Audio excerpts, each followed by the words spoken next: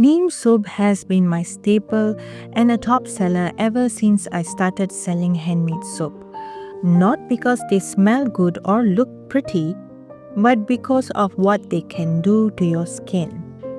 It is that potent of an antibacterial that day after day I get reviews of how they help customers not just to control but to completely cure acne both on their face and body. By the way, a little disclaimer, I'm soaping from a country that is warm and high in humidity, that coconut and palm oil remains liquid at room temperature.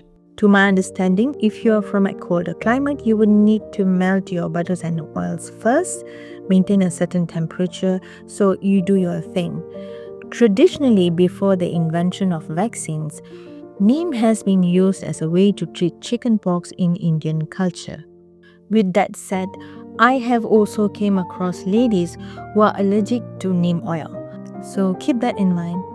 I grow my own organic neem tree, but if you don't have access to one, you should be able to buy neem powder online.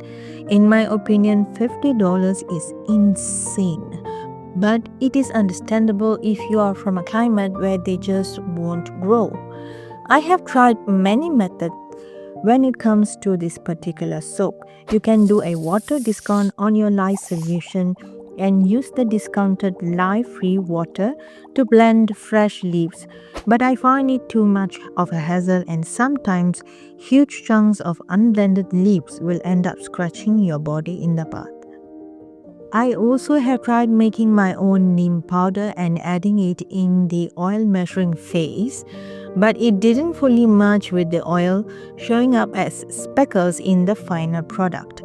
If you like that sort of aesthetic, by all means go for it. Nowadays, I add freshly plucked neem leaves to the lye solution itself. But before that, make sure you're wearing your personal protective equipment. It's very important. Choose a container that is 5 times bigger than what you need. My formulation requires 700 ml of water, but I am using 5-liter container, and you will see why in a bit. Today I'm making 2.4 kilos of soap with approximately 170 grams or 7% of neem leaf.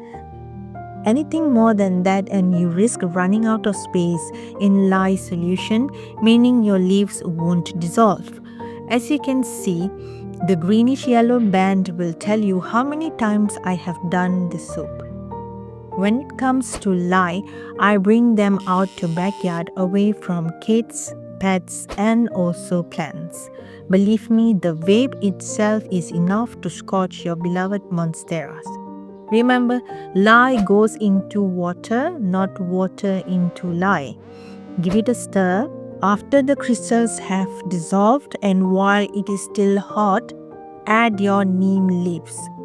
Within minutes, you will see the leaf dissolving into the lye solution. Make sure all the bits are in and leave it to cool. While we wait, consider subscribing for more fresh sudsy contents. I will be posting polls for future video ideas and I would love you to be a part of it. This is what the final neem lye solution would look like. Some soft clumps of leaf will still be there. Run your stick blender in the lye solution until it is completely liquefied. You need to be careful at this point and use short bursts. This is why you need extra large containers to prevent lye from splashing. Then simply combine lye to your oil and blend away. You might wonder why I didn't add any essential oil. Neem comes with a strong scent. Although it is not that prominent after curing, no essential oil or fragrance oil is going to override it or blend well with it. But you can add essential oil if you want, just for the skin benefits. For example, chamomile, frankincense or tea tree will help acne-prone skin. Let the soap cure for about 4 weeks and we are done.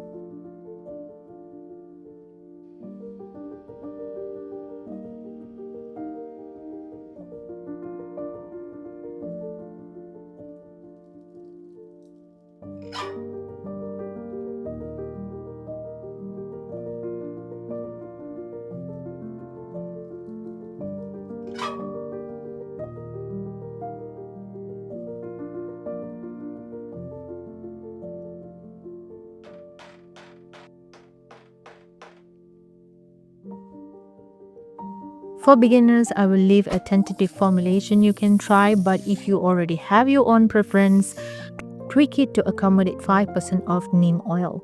You can also reduce the amount of lye to this if you want a more moisturizing bar.